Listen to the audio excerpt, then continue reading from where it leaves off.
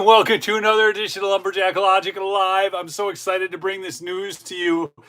It's funny, sometimes it is hard to create the right title and thumbnail. So I just go live with these winning reports because, the wins are there. You've just got to look for them. If you're looking to be frustrated right now, believe me, it's easy because there's a lot of that news out there. But underneath that, because the mainstream media promotes what they want, there are a big number of wins. We're going to be talking about Blackrock today, backpedaling. We're going to be talking about major Trump winning. We're going to talk a little bit about the U.S. Senate because that thing is about to get upended.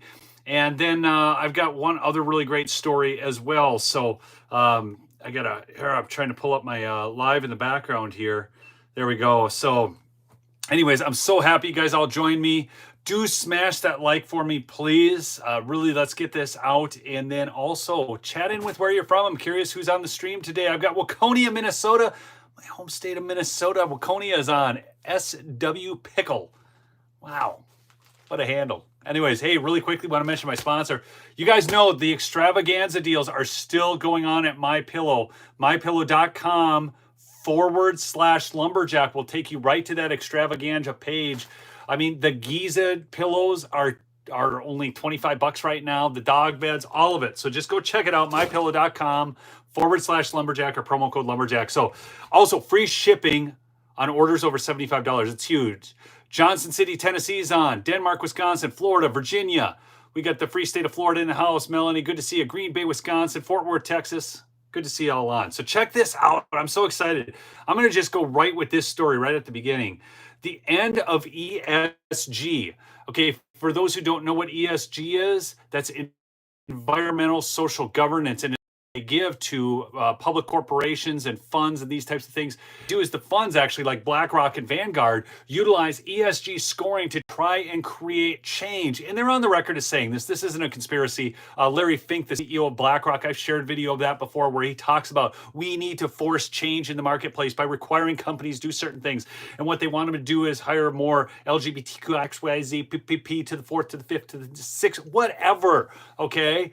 And listen to this. I'm so excited about this story. I can't even stand it. The end of ESG, ? Blackrock admits adverse effects in SEC filing. This is out of the Washington Times. And one thing I really want you to think about this as we move forward with this story. If you're having adverse effects on your investors, you are in breach of your fiduciary responsibility and you can be sued. You can be sued by your investors. Okay? Because that's the real deal. I mean, you're supposed to, as a company, you are supposed to do things in the interest of creating profit for your investors. That's what you're supposed to do because they are investing in you. Anyways, this is awesome. BlackRock's penchant for ESG is already coming back to bite it in the behind. In its annual filing with the Securities and Exchange Commission, the financial behemoth openly admitted its ESG activism poses a serious risk to its business. In the company's words, the house of cards could tumble if BlackRock is not stable or not able to successfully manage ESG-related expectations. They're not wrong. The state of Texas just announced plans to pull over $8.5 billion in investments from BlackRock, citing a fiduciary duty to protect Texas schools by safeguarding and growing the approximately $1 billion in annual oil and gas royalties used to fund public education.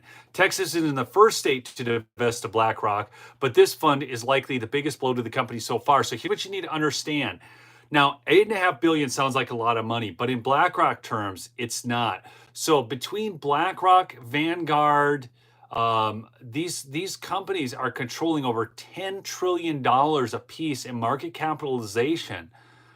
It's wild, people. I mean, we're talking like $20 trillion here. So $8.5 billion doesn't seem like that much, but Florida and DeSantis have pulled out. I understand that, Tracy. Now you've got public schools in Texas. And what's interesting is with the Florida pullout, it was based on the companies not getting good enough returns necessarily. But, so Holly said she hasn't followed the BlackRock issue. This is one of the biggest issues out there. Okay, please. Do you guys all understand this? Who understands what's going on with BlackRock and ESG scoring? Because this right now, you need to understand that the global cabal, I'm just going to call it that, and the international bankers are controlling your money. They are causing the devaluation of your currency. They are causing change within corporations, and they're doing it outside of the government, outside of your vote. So your only vote is to vote with your dollar. You need to yank your money from these funds now. Now. Okay? So you've got ESG, and then on top of that, DEI. And you've got to yank your money now. And I'm telling you, people, when you see these public companies like Target, Bud Light, what was the other one just recently? Planet Fitness, these types of places, cut them off. Your dollar is your vote. Please, for the love of all things holy, understand what BlackRock and Vanguard and these funds are up to. This is big. I'm telling you, this is how they're controlling the world. Okay. All right.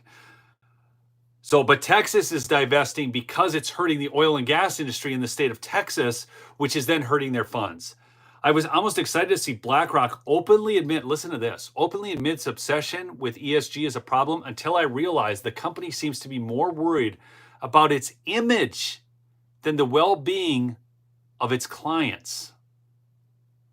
BlackRock's ability to attract and retain customers is certainly a valid concern for the company. However, it pales compared to the financial devastation ESG could cause for unsuspecting lower and middle class Americans who can least afford it, who are entrusting their futures to BlackRock and assuming the company has their best interests at heart, and it does not. The idea that one can simply cherry pick investments that align with a single political agenda without sacrificing any financial opportunity flies in the face of decades, even centuries of investing wisdom. Diversification of investments has always been the name of the game. ESG's insistence on compliance with its climate, gender, and racial agendas necessarily excludes not just specific companies, but the entire energy industry, with deeply disturbing long-term effects on the energy resources we all rely on. I hope you guys are beginning to get how important this is. And what a big win this is when they're backpedaling and they're realizing that they're going to have to change course. If you remember when Target this last summer went through their whole thing, and then the investor call came out with the CEO, and he admitted that they had to at least change the public perception. Now, don't think that these people are doing right by you behind the scenes. They're just like BlackRock, where they're worried about their public perception, okay? So again, 564 on. This is awesome. Hope a few more join. Please smash that like. You will see the numbers go up immediately. Truth is winning, Gene. That's what we need here.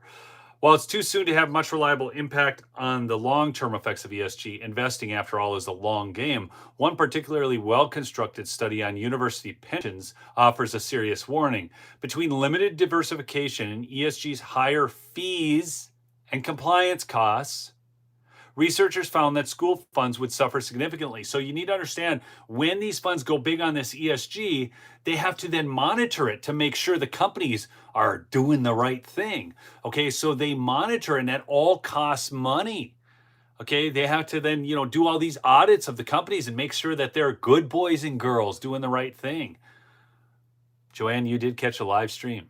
This is live right now. It's happening right here. Anyways, let's see. It's clear BlackRock is trying to hide and change its language when discussing ESG. It's ironic that BlackRock fears the exact tactics, public backlash, reputation damage, and losing clients the ESG mob uses to coerce businesses into compliance with its political agenda. It is funny watching chickens come home to roost. Okay, here, I'm going to skip ahead to the latest Fox News poll, people. Get ready for a big number, because this is wild. I want you to understand, I know some of you have questions of polling and all that.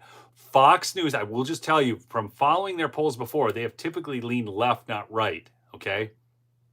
But this is wild. General election. Trump is over 50% now, and he is +5. This is nationwide general election poll right now. And I want you to understand, as much as we know what went on with 2020 and all this other stuff, Trump never led in a national poll. He led in key swing states. He never led in a national poll. And now Fox News left-leaning poll, we have Trump +5 and Trump over 50%. This is huge. And then if you do the 5-way, it's still Trump +5. So whether it's just Biden, Trump, or the 5-way, which the 5-way is real. They're not getting rid of Cornel West and Stein and Kennedy. They're running, and it's happening. So that's the latest. So I wanted to give you that one. But then here, get this. Do you know what's going to be really important for Trump in the course of this next election? So it's really important that we win back the White House. But what else is vitally important here, people? What else is vitally important if we want the Trump agenda? Okay? As you answer that, I'm going to read this super chat. But comment in the chat, what is vitally important beyond just Trump winning the election? I'm trying to understand why YouTube keeps unsubscribing me to your channel. Neil, thanks so much for the coverage of all this absurdity. Washika, thank you. Thank you. There it is. Senate and House. People, the 5 most vulnerable Senate seats. There's 5 right now, admitted by the Hill. We've known this for a while. But take a guess on which states. Let's see if how up to date my audience is on this. But if we don't, and you can talk about rhinos all you want. I get it. I get it. Go vote for the rhino over the Democrat. You have no chance of shaming a Democrat into a good vote. You do have the opportunity to shame a rhino Republican into a good vote. So Dixie Dexter says they can't be rhinos. I'm telling you, some of them are. Larry Hogan's going to win in Massachusetts, Taxachusetts. And that is total Rhinoville. That's what he is. Pennsylvania, Georgia, Michigan, New York, California. You got one of them. Nope, not Texas. Texas is going to stay that way. Maryland's just going to switch. I think you can just give that up. California, Arizona, Texas. Arizona's one. Pennsylvania's one. Okay, I'm going to give them all to you here. So let's just start out. Montana, the great state of Montana where I love to hunt elk. Okay, John Tester holds the Senate seat there in Montana. He is a Democrat. He tries to act like he's a conservative Democrat. There is no such thing anymore.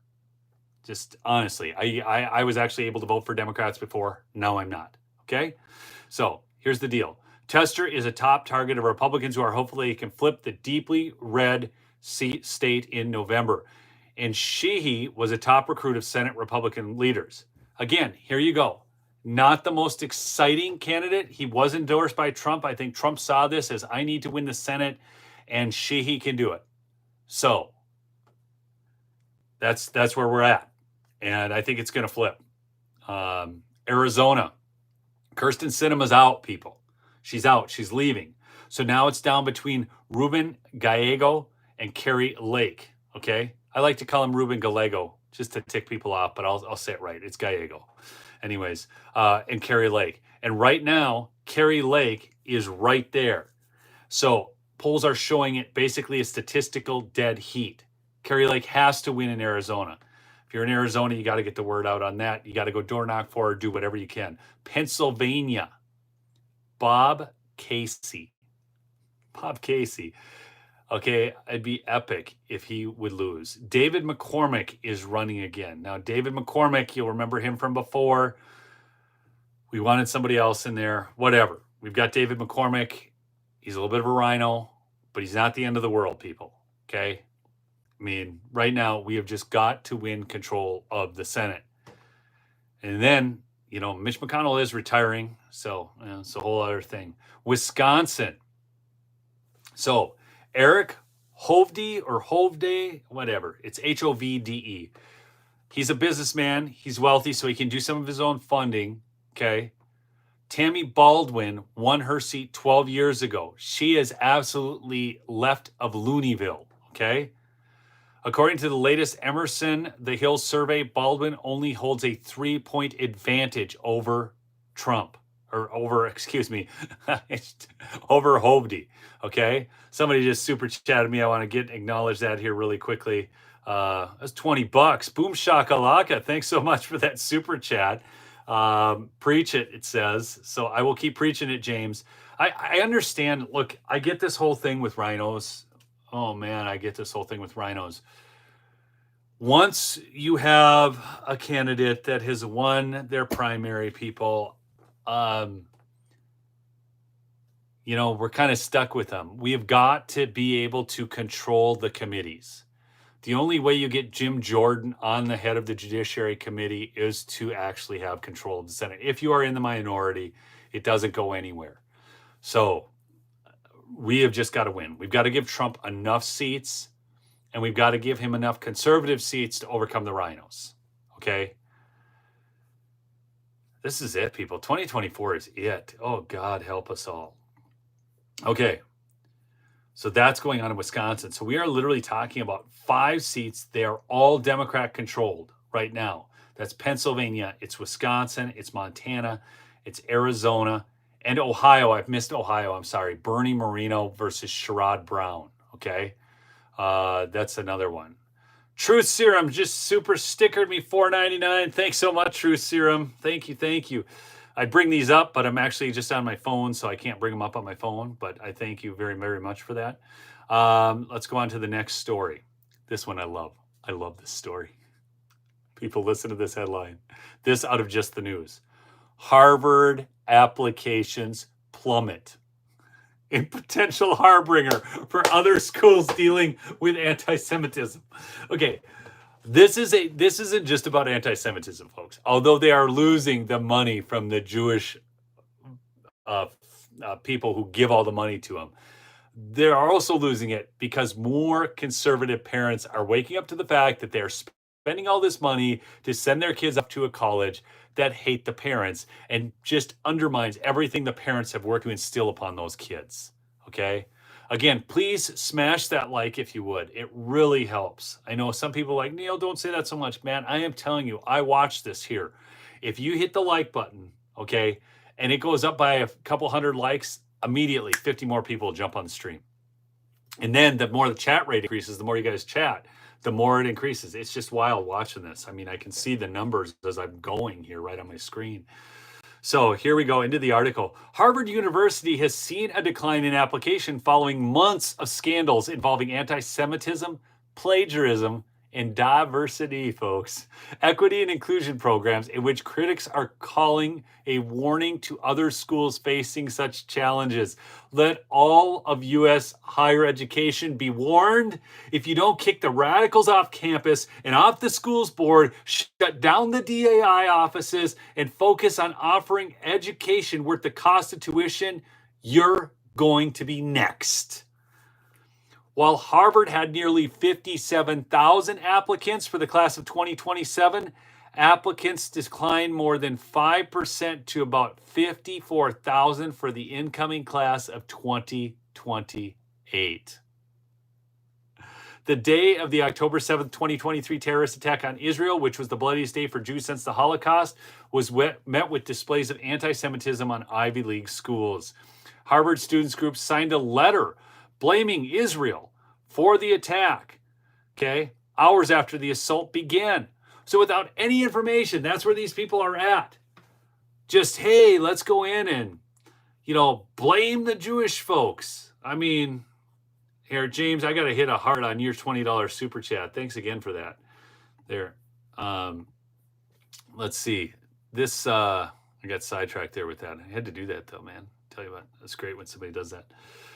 Then Harvard President Claudine Gay came under fire for her handling of anti-Semitism on campus, and scrutiny increased after she told a U.S. House committee that it depended on context whether calling for genocide of Jews violated school policies. I'll still remember that. And then she wasn't going to resign, and they weren't going to make her resign. And then in January, guess what? She resigned following dozens of plagiarism accusations. So it wasn't just her problem with this anti-Semitism. On top of that was all the plagiarism charges. Do you know how many people? I just want to put this in perspective, people. I want to put this in perspective for y'all. Do you guys know? Let me see in the chat. How many people actually know how many people were killed in the October 7th attacks against the nation of Israel? Because I see people even on the right defending Hamas or defending, the whole thing in Gaza. How many people died that day? How many of you actually even know?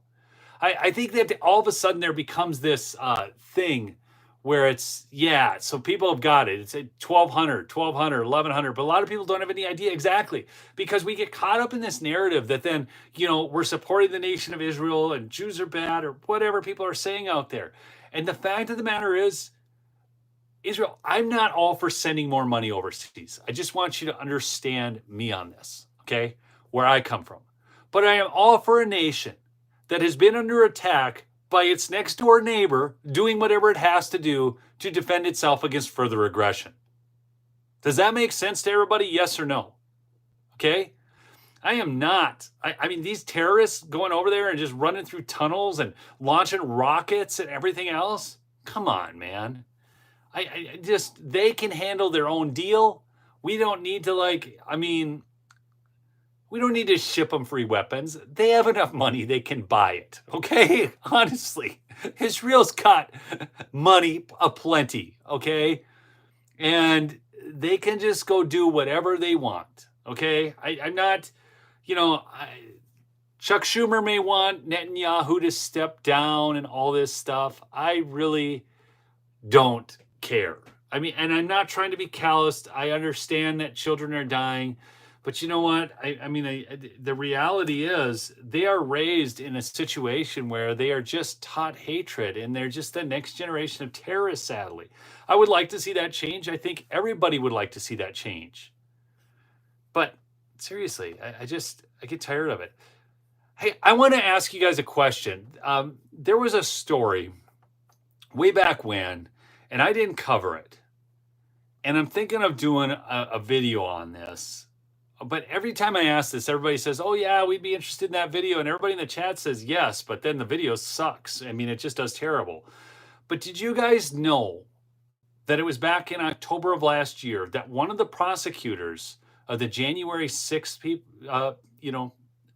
protesters was arrested for stabbing a driver on a Florida highway in a road rage attack? Did you guys know this? I'm just curious. First off, how many know that actually occurred? One of the prosecutors of the J6 defendants was... Did anybody know this? I mean, this is one of these weird stories. I don't think it got any play. No, see, most of you did not.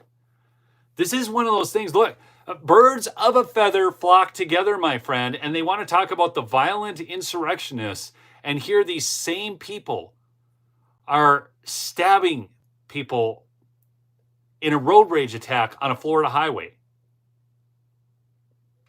I almost think I should do a video on it, but again, I just don't know if it would even get enough views to do.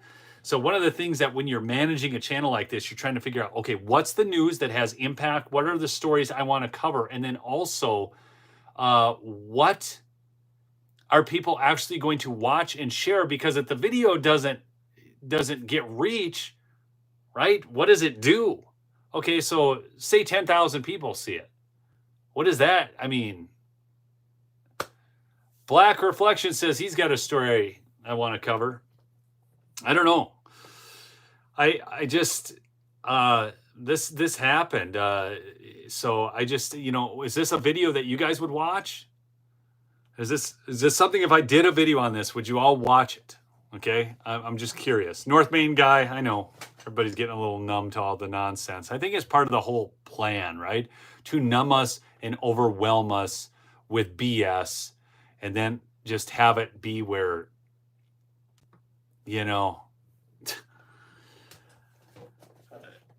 it's just,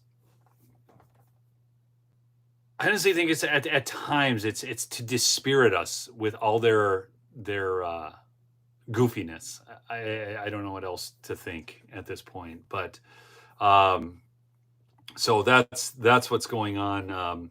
But I just, if I, so there's a lot of people didn't know this story. I know. I mean, it wasn't widely covered, but yes, one of the prosecutors, it's nuts, and they're worried about the violence. Come on, come on, come on. Let's be honest.